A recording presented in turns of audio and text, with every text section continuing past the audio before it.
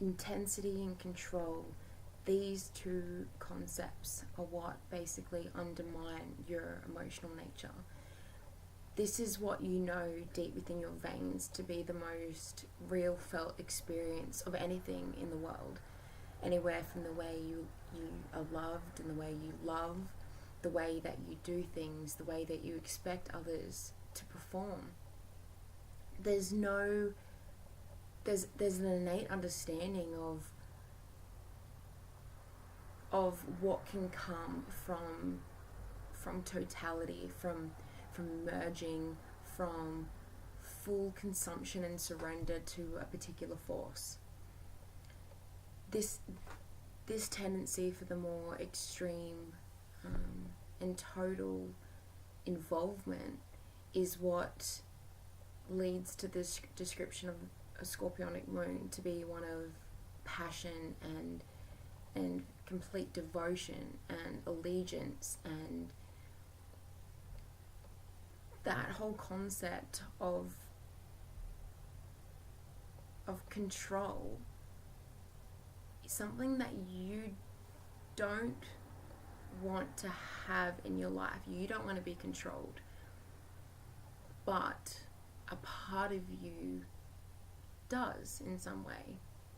There's that sense of in control by you controlling something else or something controlling you. There's an element of submission and surrender, which is the other flip side of the scorpionic energy. As scorpionic energy itself is an all or nothing energy. There is nothing with moderation here. There is nothing about middle ground. Scorpio moon learns through extremes. Over time, there'll be a balance and some internal middle ground that's felt and understood, but only after life has really triggered any number of extremes that have led to some sort of breakdown or chronic sort of fatigue scenario, or just a burnout, because there's only so long that we can function on one mode, and we cannot for a long time function of full intensity, nor can we feel connected and stable and content enough for nothing. We need somewhere in the middle, and for each of us, that's something that we need to find individually. And for you, or who you know with this position, is something that's only something that's understood and not forced after a lot of this to and fro between the extremes. So the moon is the regulator of our limbic system, our emotional wiring throughout our body. For the wiring to be in this all or nothing, intense, passionate kind of position, or having this kind of wiring active, either whether it's in the womb, through the process of birth, onto the first however many years of life when nourishment was first given to you, or who you know with this position, there was a felt sensation of that consumption. So whether that, or the overwhelm, so whether that was through a mother who was particularly stressed or very highly attentive, or in some way dominating. But mind you, most of this comes from a deep love, but not knowing how to regulate one's loving capacity, so it can be felt by the infant as being overwhelmed, which is why there's both a pull towards and a complete fear of control. And this control submission kind of dynamic is something that can play out in so many aspects of your life, and one where you play often either one side, the other, or both.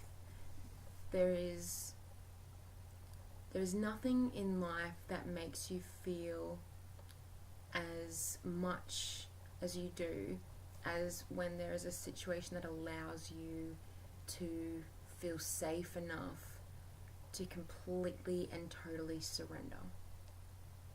When you can surrender and lose your innate fear and subconscious expectation of being dominated when you let go and when you're vulnerable, there is this beautiful merging on a very much a soul level between you and another. There is this understanding that with that surrender, just like anything in life, once you surrender and can relinquish any sense of control, and it comes out of a place of trust and love, and you can remain open to this rather than that innate tendency to be defensive and blocked off and resentful and angry and implosive and all these other things. Once you have been cracked open enough times and you are fully open, that's when you can trust in life. That's when you can trust in love, but not just on a one-on-one level with you and the universe, you and your deepest self. Understanding that this surrendering might be initiated by others in this physical world and individuals, but ultimately it is this precipitating of learning towards surrendering to something that's bigger than any person, than any individual. Once you learn to trust even a little bit in knowing that someone else will be there for you, you will reap the most beautiful rewards, and your ability to actually feel love from another will be so much more intense and satisfying than expecting and provoking that kind of reaction from others. That you deserve love in immense proportions, that you need it to the point of it's not more important than anything else. And once there is that transition from expectation from another person to give you this kind of love and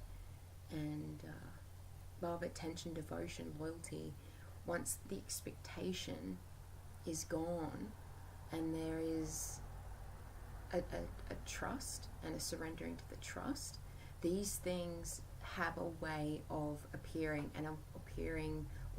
authentically and real, and not in a way that is going to be mixed in with betrayal and the pushing away of another and fear and all these other things that come when there's that conscious want to try and to grab it from someone, or to give it to someone that may not be deserving of these qualities that you have, of this devotion and loyalty and intensity. So yeah, you may love and feel completely. You, at some point earlier on, depending on other chart factors and your earlier childhood experiences, because you know this about yourself, this intensity, there is often the likelihood of diverting these passionate impulses and drives towards whether it's a career or some sort of project that requires so much of your time and energy, that at the end of the day, when you actually meet with a partner, you'll be loyal, but you won't be fully there, because there can be that fear of what happens when you give yourself and you give another person that much intensity and that much love.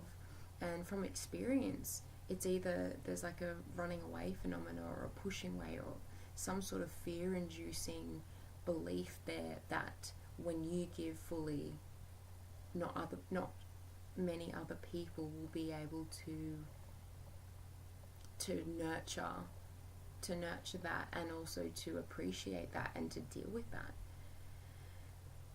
So trusting your own depth and your own intensity, and knowing there are people out there that love this about you. There are people out there that crave, especially at this point of time in history where we are so detached from our emotional center and our soul. So many of us don't even know what it is to listen to our soul's voice or our inner voice. And so people are being drawn to Scorpionic energy based on the notion of we no longer give much credit or credence to this part of ourselves which is so enriching and fulfilling and nourishing when we let it surface.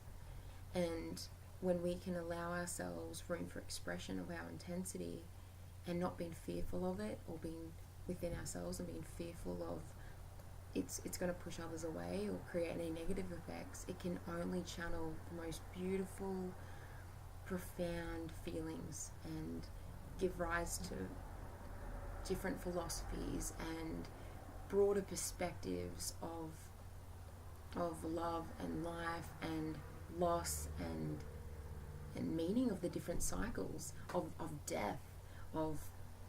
That's another thing, Scorpio, if you've got a Scorpio moon, understanding death and loss and undeniable change. And if death is a huge part of the life experience that you fear, understanding that it just marks a transition process, one that you cannot control, one that no one else can control ultimately.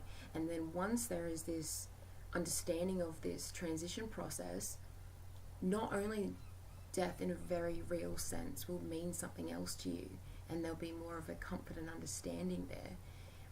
Death of all the things that happen in life that don't work, different ways that you live, different types of partners you bring into your life, different groups you're around, that ultimately there's always a point when things move on if people continue on without growth and a conscious intention for change and more soul development.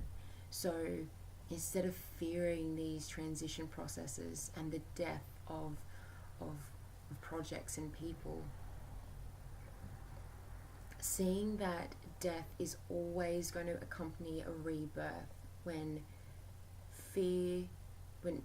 trust and love and understanding takes place of the fear and control, which is a hallmark to many Scorpio signatures.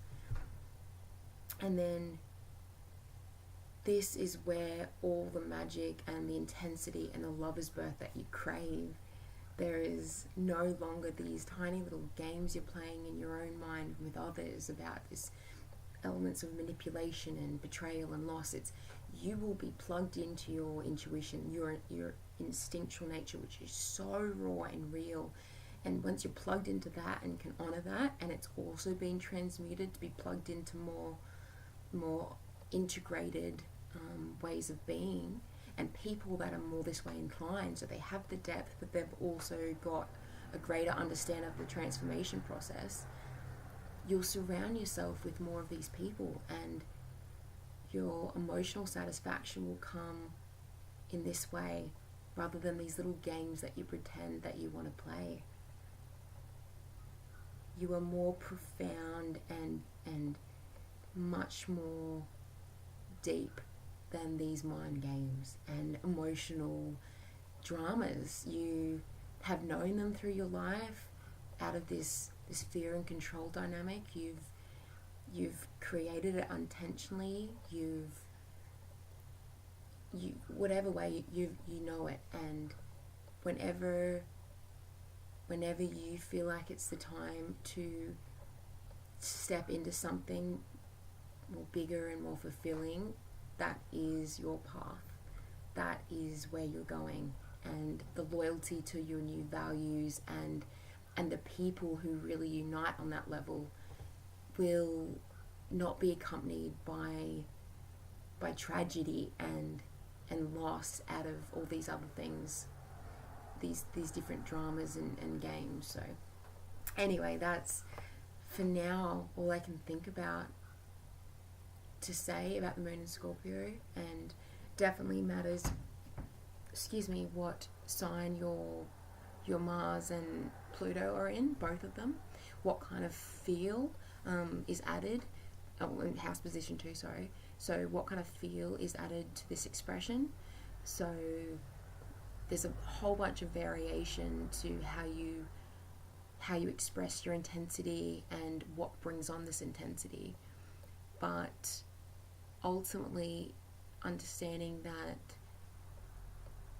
regardless of the particular flavor expression or particular interest you have, that the most underlying concept is that of control and surrender, and to search for things in life that will provoke this in you for the most constructive, for the most constructive and the most benefit for yourself, your loved ones, and to be honest, the whole collective, this whole human race. So thanks for listening. I hope you have been triggered in some way to look deeper into understanding your motives and to understand that things aren't always black and white. They are if you want them to be, but there is so much more if you open your eyes to all the different shades in between. So yeah, thanks for listening, and I'll get back with you soon.